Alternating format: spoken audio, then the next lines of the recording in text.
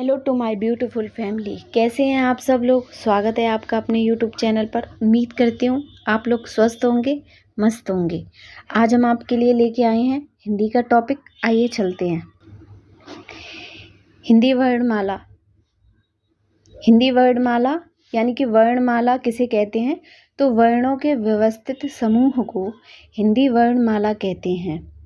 हिंदी वर्णमाला में कुल 52 वर्ण होते हैं, जिसमें स्वर और व्यंजन।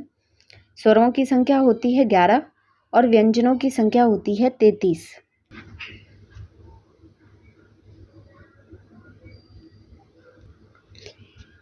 हिंदी वर्णमाला में वर्ण किसे कहते हैं, तो भाषा की सबसे छोटी इकाई ध्वनि है और ध्वनि के लिखित रूप को ही हम वर्ण कहते हैं। हिंदी व्याकरण में हिंदी वर्णमाला को 2 भागों में बांटा गया है, जिसमें एक स्वर और व्यंजन है। हिंदी वर्णमाला में वर्णों को 2 भागों में विभाजित किया गया है, स्वर और व्यंजन। स्वरों को 3 भागों में बांटा गया है, ह्रस्व स्वर, दीर्घ स्वर, प्लुत स्वर। और व्यंजनों को भी 3 भागों में बांटा गया है, स्पर्श व्यंजन, अंतस्थ व्यंजन, ऊष्म व्यंजन। स्वर वर्ण किसे कहते हैं, तो देखिए, जिन वर्णों का उच्चारण करने में किसी अन्य वर्ण की सहायता न लेनी पड़े, उन्हें हम स्वर वर्ण कहते हैं। स्वरों के भेद कितने होते हैं, तो स्वरों के 3 भेद हैं, ह्रस्व, दीर्घ और प्लुत।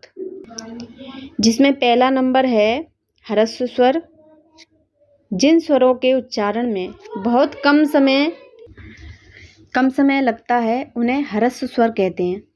ह्रस्व स्वर 4 होते हैं, जिसमें छोटा आ, छोटी ई, छोटा ऊ और री होते हैं। दीर्घ स्वर किसे कहते हैं, तो जिन स्वरों के उच्चारण में ह्रस्व स्वर से लगभग 2 गुना ज़्यादा समय लगता है, उन्हें दीर्घ स्वर कहते हैं। दीर्घ स्वर 7 होते हैं, जिसमें बड़ा आ, बड़ी ई, बड़ा ऊ, ए और ओ होते हैं। स्वरों में तीसरे नंबर पे आता है प्लुत स्वर। तो प्लुत स्वर किसे कहते हैं, जिन स्वरों के उच्चारण में ह्रस्व स्वर से 3 गुना अधिक समय लगता है, उन्हें प्लुत स्वर कहा जाता है। जिस स्वर का उच्चारण प्लुत के रूप में किया जाता है, उसके आगे हिंदी की गिनती का अंक 3 लिखा जाता है, जैसे ओम, रोम, भैया आदि। आइए अब चलते हैं व्यंजन वर्ण पर। तो देखिए, व्यंजन किसे कहते हैं, जिन वर्णों का उच्चारण स्वरों की सहायता से किया जाता है, उन्हें हम व्यंजन वर्ण कहते हैं। व्यंजन वर्णों के भेद कितने होते हैं, तो व्यंजन के भेद हैं 3, स्पर्श व्यंजन, अंतस्थ व्यंजन और ऊष्म व्यंजन। स्पर्श व्यंजन किसे कहते हैं, तो जिन व्यंजनों का उच्चारण करते समय हवा कंठ, तालु, मूर्धा, दांत या ओठों का स्पर्श करके मुख से बाहर आती है, उन्हें स्पर्श व्यंजन कहते हैं।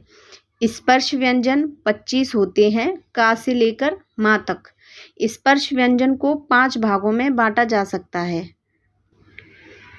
इसकी ट्रिक भी है, वो है क, च, ट, त, प, यानी कि क वर्ग, च वर्ग, ट वर्ग, त वर्ग और पा वर्ग। का वर्ग का उच्चारण कंठ से होता है, चा वर्ग का उच्चारण तालु से होता है, टा वर्ग का उच्चारण मूर्धा से होता है, ता वर्ग का उच्चारण दांत से होता है और पा वर्ग का उच्चारण हम ओठ यानी कि ओठ से करते हैं। ठीक है। अब लास्ट में आता है अंतस्थ व्यंजन। तो अंतस्थ व्यंजन किसे कहते हैं, जिन व्यंजनों का उच्चारण स्वर और व्यंजन के मध्य का होता है, उन्हें अंतस्थ व्यंजन कहते हैं। इनकी संख्या 4 है, य, र, ल, व।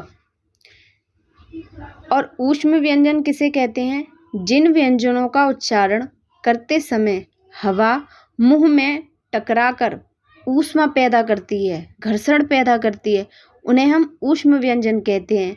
इनकी संख्या भी 4 है, श, श और ह।